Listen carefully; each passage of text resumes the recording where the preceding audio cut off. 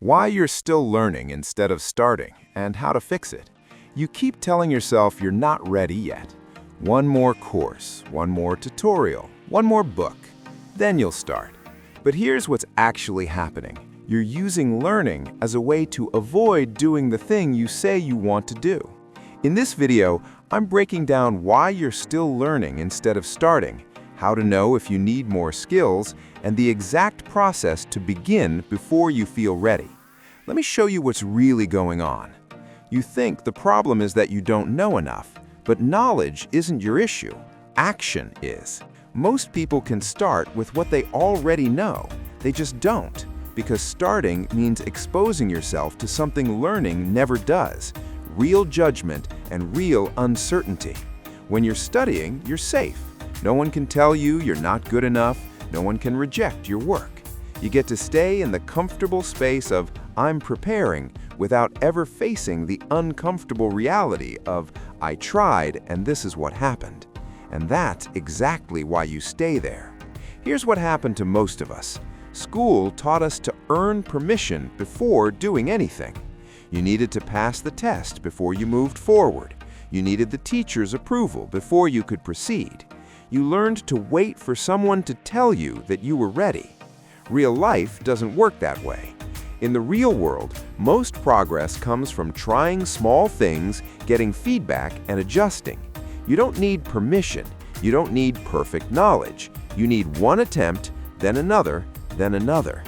But because we spent years being conditioned to study first and do later, we carry that pattern into everything, even when it doesn't apply.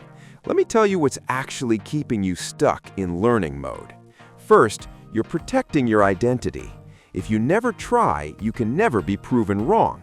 You can never be the person who failed or wasn't good enough. As long as you're preparing, you get to maintain the image of someone who could succeed if they wanted to. You just haven't wanted to yet. You're still getting ready. That's a comfortable story. It's also a trap. Second, you're afraid of what other people will think.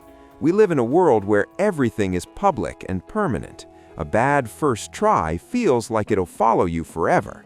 But the reality is, most people don't care as much as you think, and the ones who do care are usually not your audience anyway. Your first try doesn't define you. It's just your first try. Third, you're applying the wrong mental model. Yes, some fields require deep expertise before you start. You don't want a pilot who learned on the job. You don't want a surgeon who's figuring it out as they go. But most of what you want to do isn't like that. Writing a newsletter, building a website, offering a service, those things don't require years of study. They require you to start, learn what works, and adjust. You're treating low-stakes projects like high-stakes professions, and it's costing you years of progress. Fourth, learning feels like progress even when it isn't. Buying a course gives you a dopamine hit. Watching tutorials feels productive. Taking notes makes you feel like you're moving forward. But none of that is actual progress. Progress is when something changes in the real world, when someone uses what you made, when someone pays you, when you get feedback that tells you what to do next. Learning feels easier because it's structured. Someone else has laid out the path. You just follow along. Doing is messy. There's no clear syllabus. You have to make decisions without knowing if they're right. You have to deal with uncertainty. And uncertainty is uncomfortable, so you go back to learning. Sixth, the more you learn, the less confident you feel. This sounds backwards, but it's true.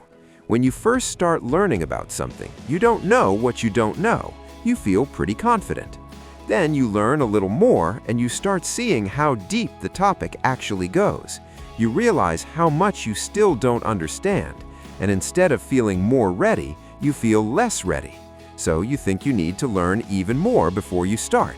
But that just reveals even more gaps, and the cycle continues. Seventh, without real feedback, you can't tell what's good enough. When you're learning in isolation, you have no idea what standard you're aiming for. You don't know if your work is good, bad, or somewhere in between. So you assume it's not good enough.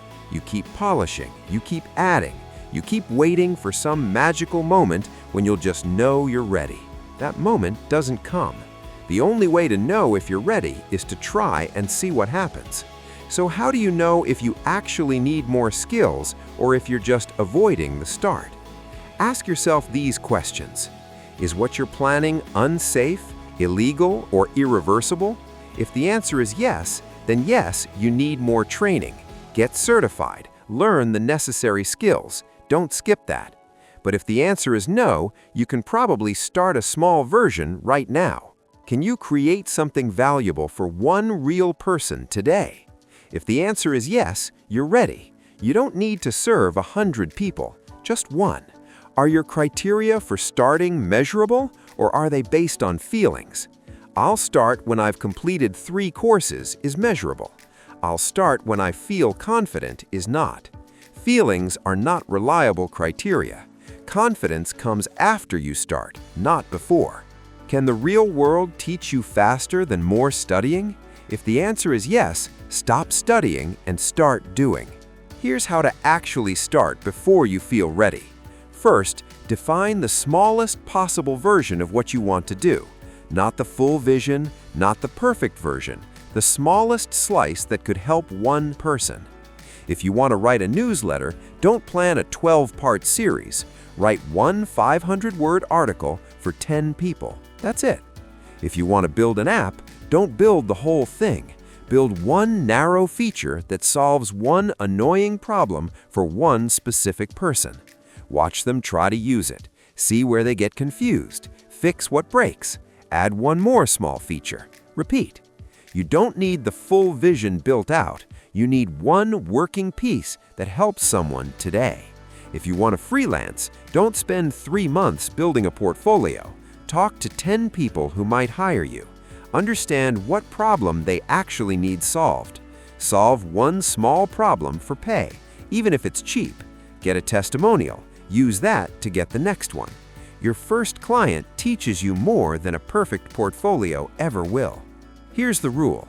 If your next step can be reversed, and if the real world can teach you by doing it, you don't need more skills. You need your next attempt.